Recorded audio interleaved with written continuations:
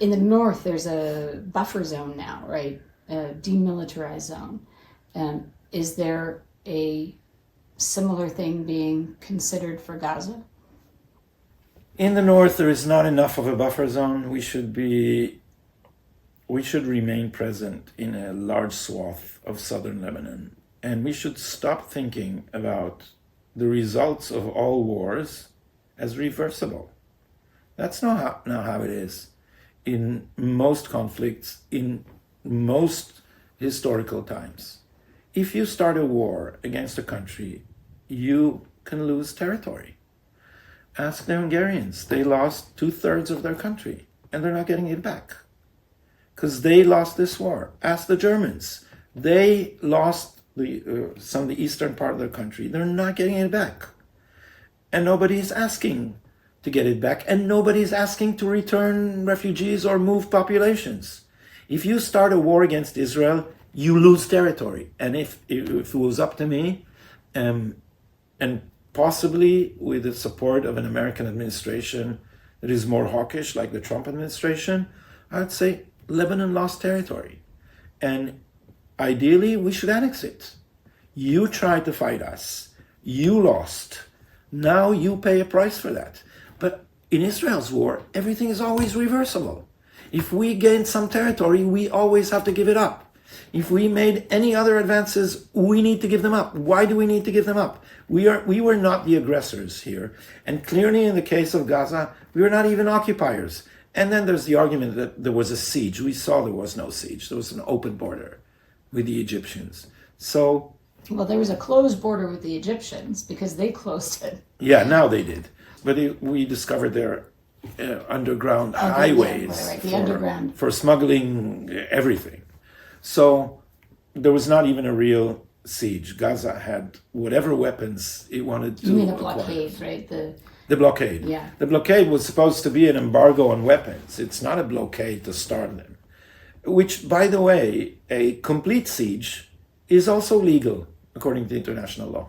So Israel, if it was not held by a vice grip between its wild left and a sympathetic to that wild left administration in America, we would say not a single truck of humanitarian aid is entering Gaza until you return all our hostages. And that's where we are right now, right? There's no aid going in? There's, Israel is not a democracy. It is ruled by unelected judges who have taken into their hands sovereignty itself, defined as the final authority of decision-making about everything, including the writing of a constitution. They have now taken for themselves judicial review over constitutional amendments. We don't have a constitution, we have semi-constitutional laws. But now the court will decide what constitutional laws we can have. And now the intermediary representatives of the Nazis in Gaza have appealed to the Supreme Court against stopping the humanitarian aid, and the Supreme Court has accepted the petition for discussion. They should have thrown it out immediately, and the government in Israel should say, you can rule whatever you want, this is a political issue, and we're not listening to you. But they can't, because we are held in a vice grip of a permanent bureaucracy that has managed to completely subordinate electoral politics. You're saying that some Hamas representative took this case to the Israeli... No, the Hamas can't bring the case directly, but all these human rights organizations and NGOs that submit petitions in the name of the prisoners in Israel, there's a whole industry of these NGOs, so they have now appealed in the name of the interests of the Gazans to the Israeli Supreme Court against the Israeli government, after the Israeli government got the support of the Trump administration. Let me remind you that Giora Eilen, a former general who's by no means on the right, says that the reason we don't have the hostages until now is the Biden administration, because it forced us to give them humanitarian aid. And according to international law, you can threaten a population with starvation if they hold your people hostages, if that's the only way to win a war. But we are far more cautious than international law demands. And of course, the American administration framed this as war crimes, and so threatened to stop our ammunition. So we were under their thumb. But now we have to deal with our own Supreme Court. And the reason we got here, in part, is the fact that the judicial junta in Israel eroded the parameter zones so that Hamas got nearer and nearer to the fence. And ironically... Say what it used to be. It used to be that if they came within a certain amount, they would get a warning shot. What was that? Oh, there was a shoot-to-kill zone. Under Doron Almog, the former, by the way, part of his family suffered the Haifa, first the Almog family was in the Haifa Maxim's bombing, and then some of his family were Kfar Aza, I believe. Yeah. They were victims of the October 7th too. Doron Almog was commander of the Southern Theater, a general, and under his command there was in some places 1 kilometer, which was a death zone, shoot-to-kill zone. If anyone enters, a shot to the head. And that was very effective. No one got near the fence. But then NGOs started submitting petitions to the Supreme Court. And the Supreme Court is hiding behind the fact that in the end they rejected the petitions. But if they don't throw them out immediately, then begins a process in which the state is attempting to defend itself so as to avoid a ruling against it. And in that intermediary space, the Supreme Court has completely eroded the buffer zone.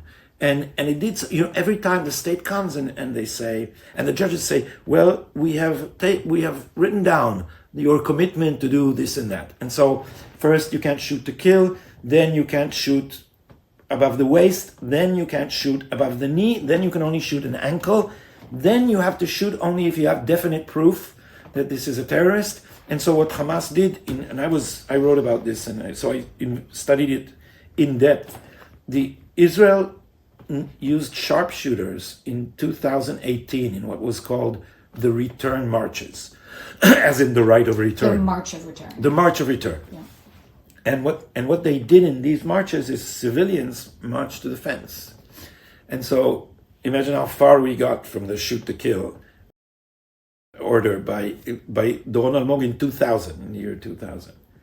So now we used sharpshooters, and they were vilified in the Israeli press as murderers of children. You remember that? That's the same accusation that we hear now. Because some of the people they shot at were 17-year-old Hamas operatives who are photographed in uniform with weapons on Hamas websites. So they are children because they're under 18. And the fact was that the poor guys who had to do the sharpshooting, imagine that task, and they then are called murderers, did the most careful surgical job in which 95% of the time they managed to neutralize without killing Hamas operatives. And they almost always chose the right agitators and almost never hit civilians. But since I studied this, I know all the press said, why don't you use rubber bullets? Why don't you use smoke grenades? Well, that doesn't work in an open environment. You can't use smoke grenades against a crowd outside. And also rubber bullets are notoriously imprecise. So you might take someone's eye out accidentally. So sharpshooting live ammunition is actually the way to reduce harm. But how easy it is to portray this in the press, right?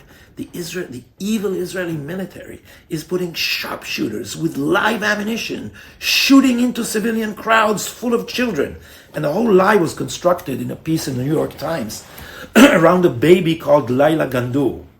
And she was 8 months old. She allegedly died from inhaling smoke from IDF grenades.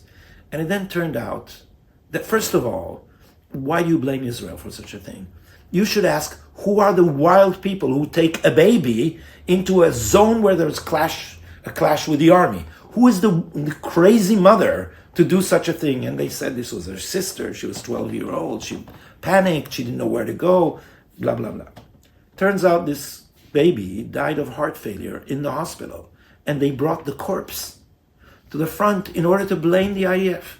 And then the New York Times publishes this piece with a picture that looks like the Paeta, like, baby Jesus. It's like this dead baby in our mother's arm, and the whole composition of the picture is Bethlehem. And it's like, this is this blood libel, embedded in this, religious kitsch, in order to incite maximum hatred and disgust at these awful Jews. Did the New York Times ever print a correction? I don't know that they did. I had an exchange around this in Haaretz, but I can tell you, Haaretz never apologized when they publish blood libels. Why? Because they feel that they know who the evil side is, and if they exaggerate a little, well, it's for a good cause. That's how they see themselves.